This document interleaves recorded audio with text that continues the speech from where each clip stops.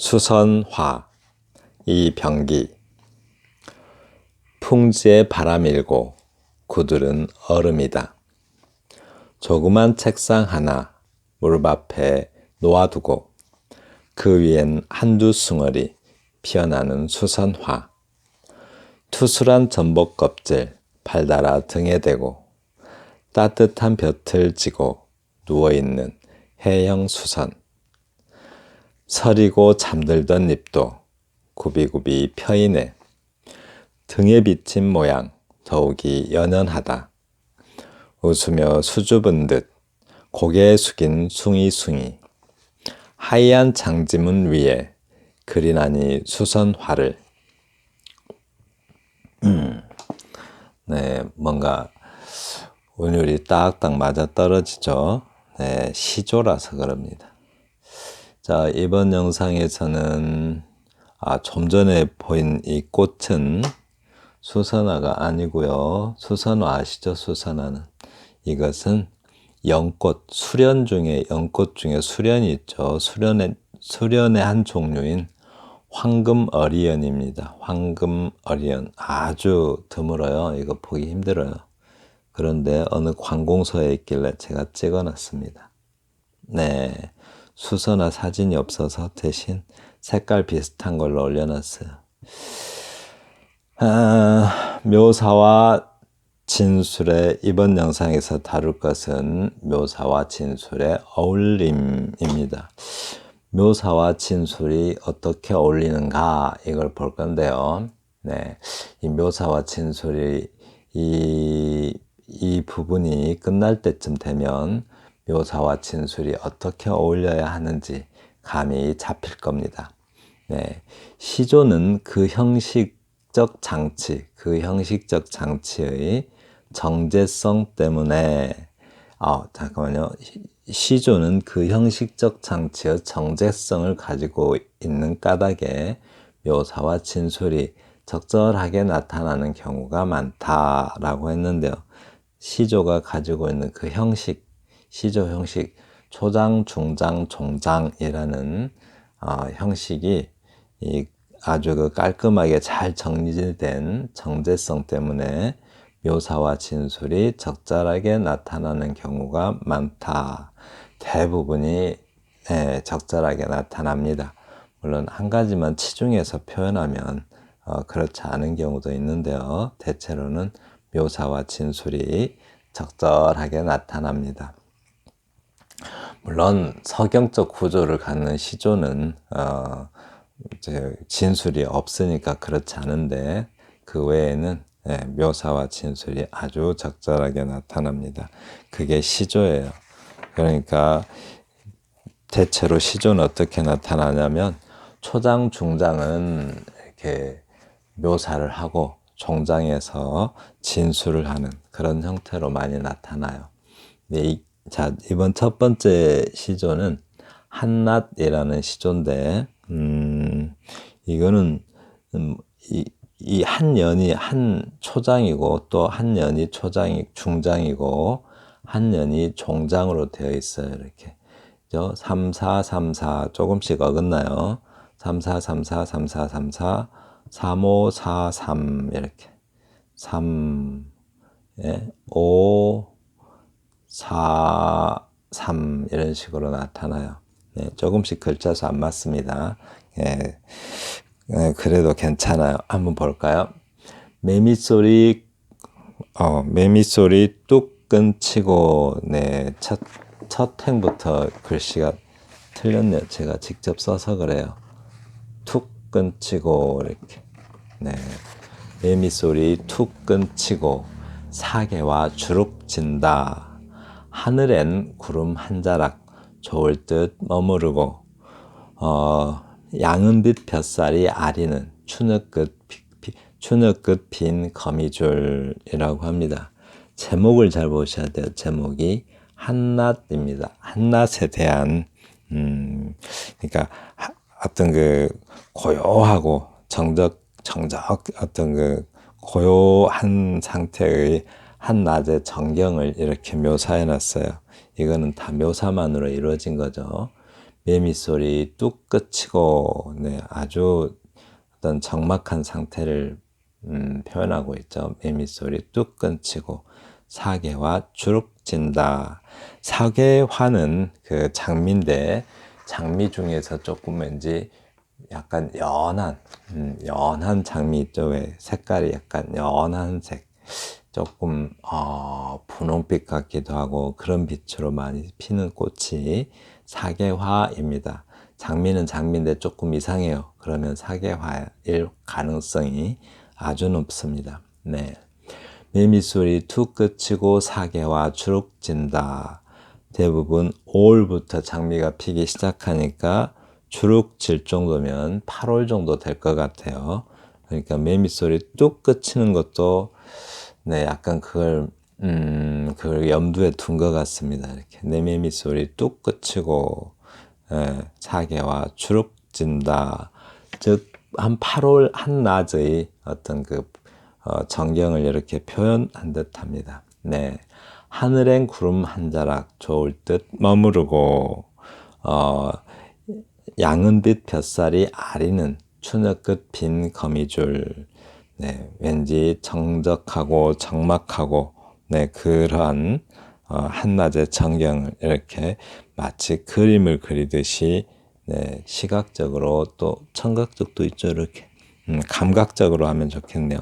감각적으로 묘사하고 있어요. 대부분 시각이죠. 이렇게 이제 해화적 마치 그림을 그리듯이 표현한 것을 네, 묘사라고 하는데요. 그렇게 합니다. 네, 그 다음 시조 보겠습니다. 제목이 흰 동백입니다. 흰 동백. 낫달, 사금파리, 물새 눈부신 죽지. 예, 예, 그리고 절벽에 부서지는 파도의 큰 눈사태, 천년전 계림을 적신 이 차돈의 핏자국. 이건 참 대단합니다. 그러니까 흰 동백꽃 중에 흰 동백이 있어요. 원래 동백꽃 무슨 색이에요?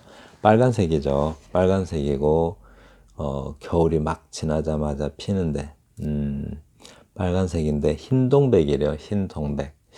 이게 이제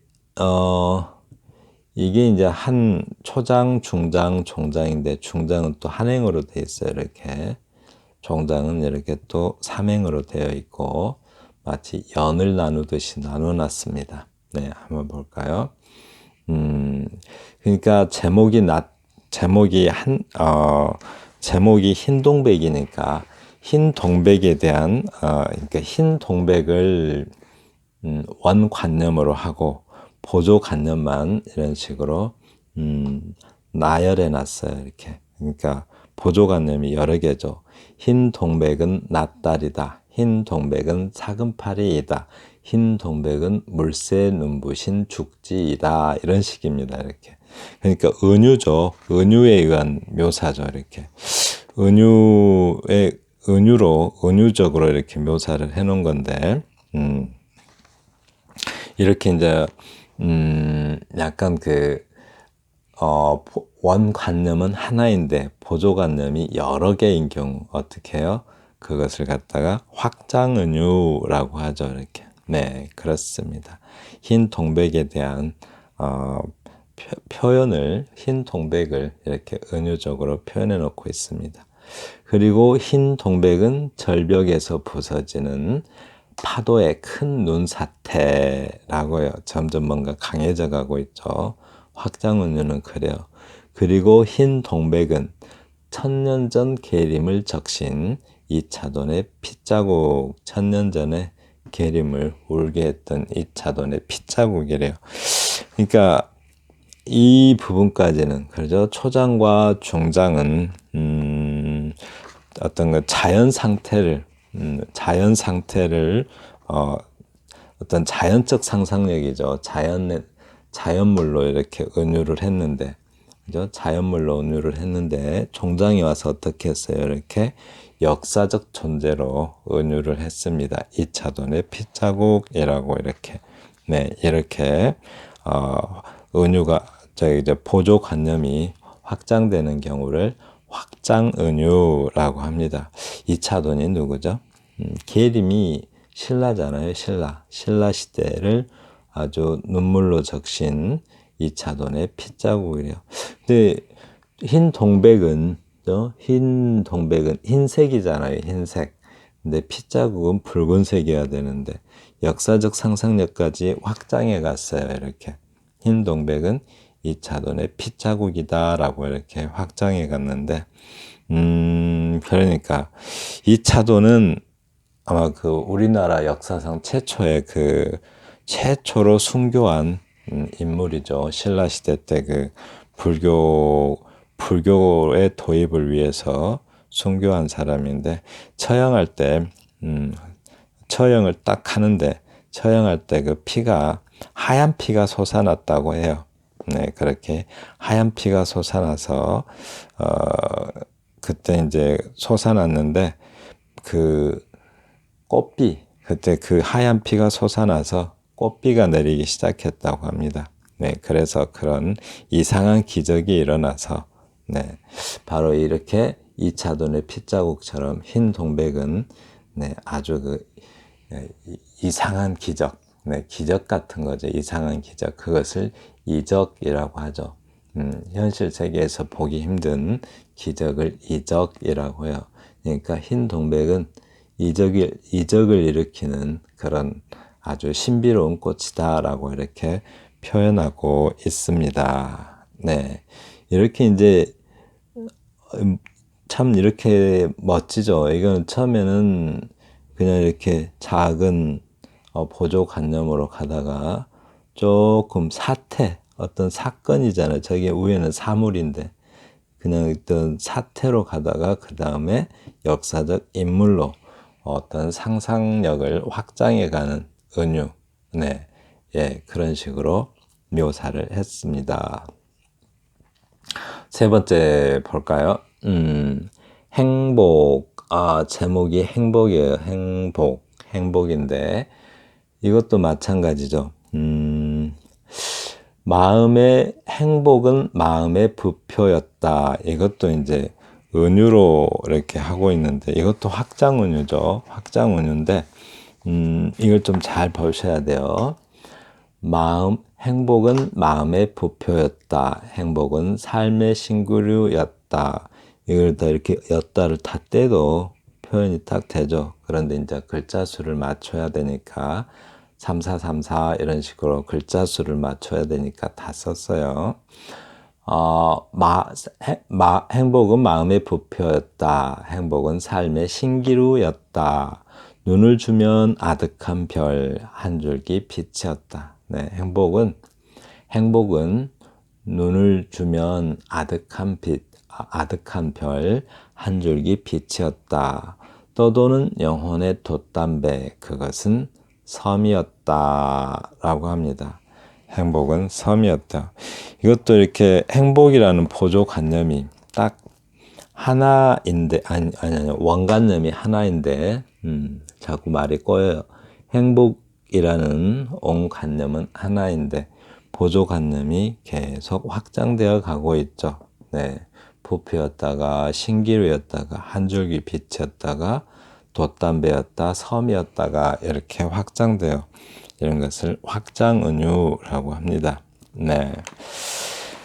그래서 행복을 얼핏 보면은 이렇게 부표도 눈에 보이는 것, 신기루도 눈에 보이는 거죠. 눈, 별, 한 줄기 빛 이렇게 영혼의 돛담배, 섬 다 시각적이죠.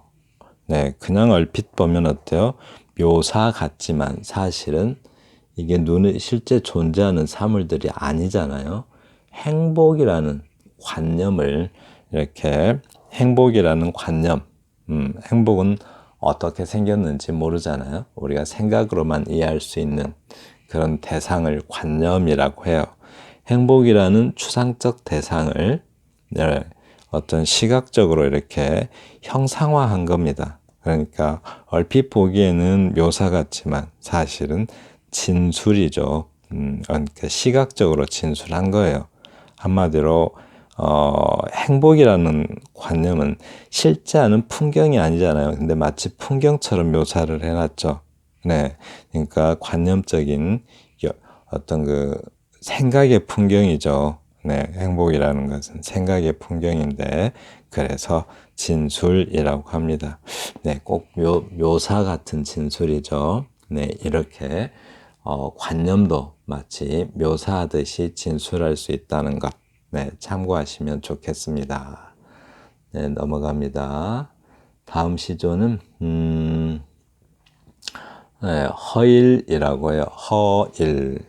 허일이 뭐죠? 허일. 빌허자에 날일자를 써서 정말 텅 빈 날, 즉 아무 일도 안 일어나는 날, 이것을 허일이라고 해요. 이것은 마치 일행과 이행으로 된 것처럼 시조를 써놨어요.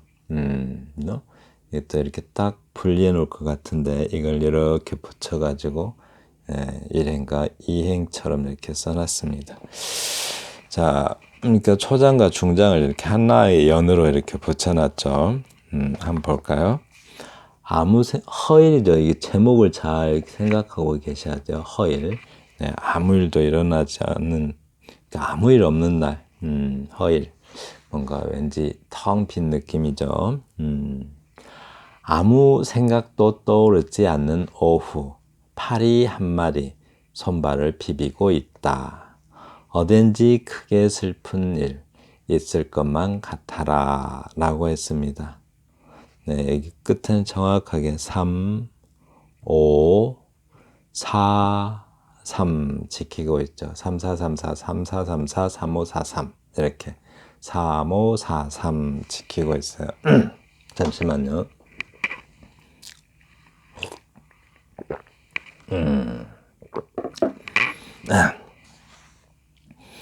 네, 제주 삼다수입니다. 아무 생각도 떠오르지 않는 오후. 네, 아무 생각도 떠오르지 않는 오후. 이거는 파리 한 마리 손발을 비비고 있다라고 합니다.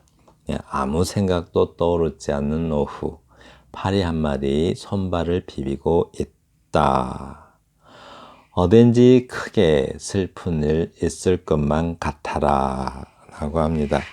초장과 중장은 그러니까 덤덤한 오후죠. 오후 덤덤한 아무 생각도 떠오르지 않고 있는데 어떤 그러니까 아무 생각도 떠오르지 않는 오후 파리 한 마리 손발을 비비고 있다. 이 초장은 이 중장을 표현하기 위해서 쓴 거니까 이 부분을 그냥 묘사로 볼 수 있죠. 실제 있는 일이잖아요. 실제 장면, 실제 풍경을 쓴 거니까 묘사라고 할 수 있는데, 이 실제 풍경이 뭘로 전환돼요? 네, 어떤 생각으로 전환되고 있죠. 여기 있는 부분은 실제 풍경이잖아요. 그런데 여기 있는 부분은 생각이죠, 생각. 네, 그러니까 어떤 그 풍경이 생각으로 전환되고 있어요. 그래서 그러니까 이 묘사와 대부분이 이제 묘사와 진술을 쓸 때는 이런 식으로 써요. 이렇게 네, 종장에서 이렇게 진술을 합니다. 어딘지 크게 슬픈 일 있을 것만 같아라 라고 이렇게 진술하고 있습니다. 네, 다음은 5번째 시조입니다. 이 시조는 좀 특별히 좀 이걸 내려서 볼까요? 이 시조는 좀 잘 이렇게 이 모범 삼아서 한번 좀 봐주시면 좋겠어요. 투박한 나의 얼굴, 이름이 성류입니다. 제목이 성류예요. 투박한 나의 얼굴, 두툼한 나의 입술, 아라리 붉은 뜻을 내가 어이 이르리까. 포소라 이마 포소라 빠개져친 이 가슴이라고 하는데, 이것도 3434 3434 44로 그죠? 그 다음에 35 4, 3 정확하게 이렇게 떨어지죠. 이 경우는 그러니까 성류라는 그죠? 성류가 제목인데 성류가 투박한 나의 얼굴이래요. 그리고 투박한 나의 입술이고, 네, 이렇게 묘사를 하고 있죠. 이렇게 투박한 나의 얼굴, 투박한 나의 입술. 아라리 붉은 뜻을 내가 어이 이르리까. 그죠?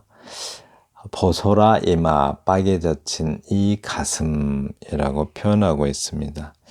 이 부분까지는 그죠? 이렇게 왠지 붉은 어떤 색채 이미지가 있기 때문에 이 부분까지는 묘사로 보는 것이 맞겠습니다. 그러니까 초장, 중장, 그죠? 초장에서 중장, 종장으로 넘어가는데 이 부분까지가 이렇게 묘사를 하면서 내가 어이이르리까 라면서 또 진술을 하고 있어요. 중장에서 이렇게 나눠져 있습니다. 이렇게 진술 부분이. 이 부분이 이렇게 진술을 하고 있는데, 그러니까, 성류에 대한 지금 성류에 대해서 묘사하고 진술하고 있는 거잖아요.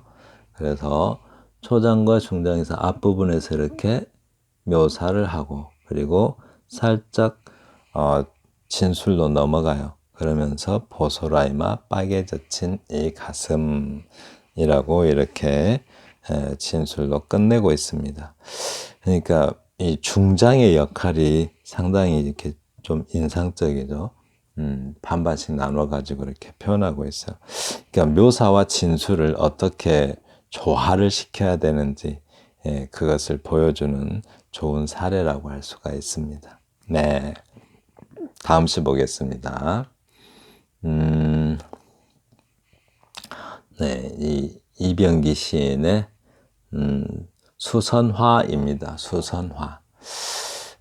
수선화, 풍지에 바람 일고, 풍지에 바람 일고 구들은 얼음이다.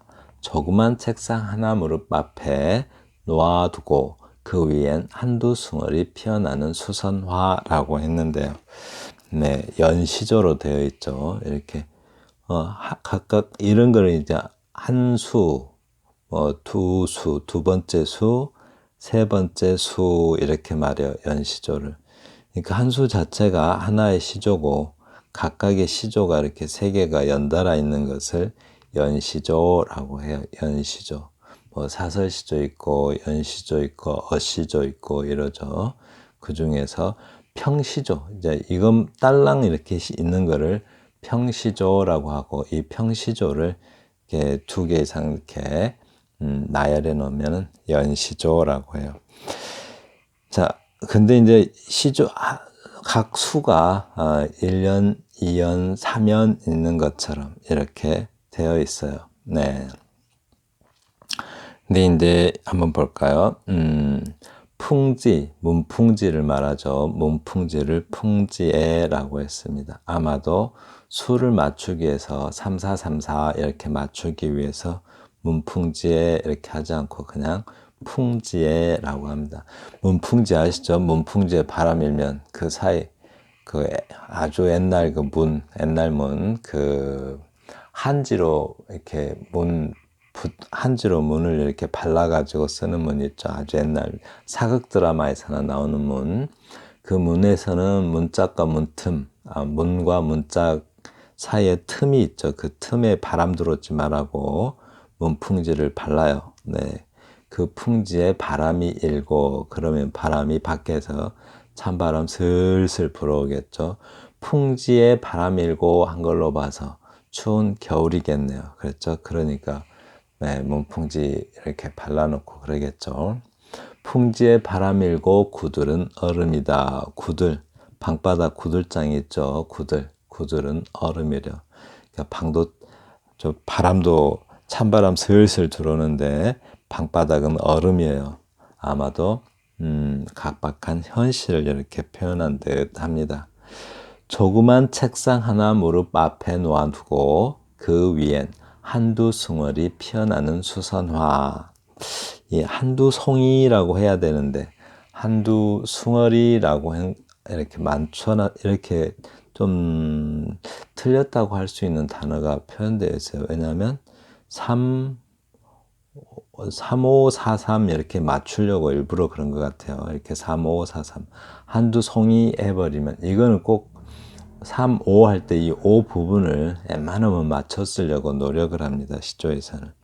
이 부분은 꼭 맞추려고요. 다른 데서는 글자 수가 좀 달라지기도 하는데 이 3, 5 부분을 맞추려고 해요. 원래 이제 숭어리는 수선화는 숭어리로 안 피죠. 한 송이로 피죠. 송이. 숭어리가 뭐냐면 그 장미 덩굴장미 보셨죠? 덩굴장미. 덩굴장미 보면은 꽃 여러 송이가 하나로 이렇게 뭉쳐서 피잖아요. 그걸 숭어리라고 합니다. 네, 그걸 숭어리라고 하기 때문에 수선화는 숭어리로 안 피는데 마치 송이로 읽어달라 이거 글자 수 맞추기 위해서 이렇게 한 것 같아요. 네, 그래서 숭어리라고 했습니다. 그래서 그 위엔 한두 숭어리 피어나는 수선화 한두 송이가 피어 있습니다. 네, 네 이렇게 그러니까 어떤 바람 뭐 바깥에서는 찬바람 슬슬 들어오고 또 방은 추운데 책상 하나 무릎 앞에 놓고 그 숭어리가 한두 숭어리 피어났대요. 꼭 어디서 많이 본 느낌이 들지 않나요? 우리나라 옛날에 그 국화, 국화나 뭐 난 이런 거 표현할 때 비슷하게 표현했죠. 왠지 각박한 현실 속에서 굳세게 피어나는 어떤 그 생명력을 가진 수선화가 겨울에 펴요. 겨울에 피는데 그 왜 자도치증의 상징이죠. 자기의 그죠? 수선화는 나르시서스라고 나르키소스라고 외래어로 쓰죠. 나시서스라고. 네, 넘어갑니다. 투술한 전복 껍질 발달아 등에 대고. 아이고 이제 수선화를 이렇게 묘사하고 있어. 네, 투술한 전복 껍질. 투술한 이 말은 토실토실한 이런 느낌으로 쓴 것 같아요. 네, 투술한 전복 껍질 발달아 등에 대고. 등에다가 꽃이 수선화는 그 헛꽃이 뒤에 마치 있고 갈래꽃이 헛꽃처럼 있고 앞에 그 통꽃 뿌리가 있죠. 네, 근데 그 등에 있는 헛꽃을 이렇게 표현한 듯해 마치 전복 껍질 발달아 등에 대고 하고. 네, 그리고 따뜻한 볕을 지고. 네, 네, 노란색이라 저 수선화가 아주 그냥 노란색인데 아주 밝은 노란색이죠. 그래서 따뜻한 볕을 지고 누워있는 해형 수선이라고 합니다. 네, 그러니까 개해자예요. 개. 네, 이것도 해형 수선 이건데 그 등에 피어 있는 갈래꽃 뿌리를 이렇게 표현한 듯해요. 네, 서리고 잠들었던 잎도 굽이굽이 펴이. 네, 그 수선화의 색깔이 그러니까 네, 따뜻한 느낌을 받고 있어요. 왜 어디서요? 추운 방에서 그 추위를 이겨내고 따뜻한 느낌을 받고 있습니다. 그다음에 등에 비친 모양 더욱이 연연하다. 연연하다 이 말은 아리답다 이 말이죠. 예쁠 연자예요. 네, 등에 비친 모양 더욱이 연연하네, 아름답네 하는 거죠. 등에 비친 모양이려 등. 방 안에 등이 하나 있는데 그 등에 비치는 모양이 더욱이 연연하네, 아름답네 합니다. 웃으며 수줍은 듯 고개 숙인 숭이숭이. 네, 숭이숭이 하얀 장지문 위에 그리나니 수선화를. 장지문, 그러니까 그 장지문에는 장지문, 지게문 있고 장지문 있고 그러죠. 장지문, 그러니까 마루와 방 또는 부엌과 방 사이에 이렇게 좀 미닫이 형식으로 생긴 문이 있죠. 거기에 그 뭐죠? 우리 벽, 우리의 그 왜 한지, 그죠? 한지로 이렇게 발라놓잖아요. 하얀 한지. 거기에다가 그 한지 위에다가 수선화를 그린대요. 수묵화로. 수묵화. 네. 그러니까 그림자죠. 그러니까 등이 수선화를 비춰서 거기 그 한지에다 이렇게 비춰주니까 수묵화라고 하고 있어요. 이렇게. 마치 먹으로 먹그림이라고 하죠. 먹그림. 먹으로 수선화를 그린 것처럼 먹으로 그림을 그린 것처럼 그 한지에 비치고 있어요. 누가요? 등이 그렇게 수묵한포 그리고 있다라고 합니다. 네, 이렇게 하고 있습니다. 그러니까 겨울에 꽃을 피우는 어떤 수선화의 그 아름다운 기상, 네, 그런 걸 이렇게 묘사하고 있어요. 네, 그렇습니다. 네, 지금까지 들어주셔서 감사하고요. 네, 다음 영상에서는 네, 그리고 시와 더불어서 함께 살펴보겠습니다. 감사합니다.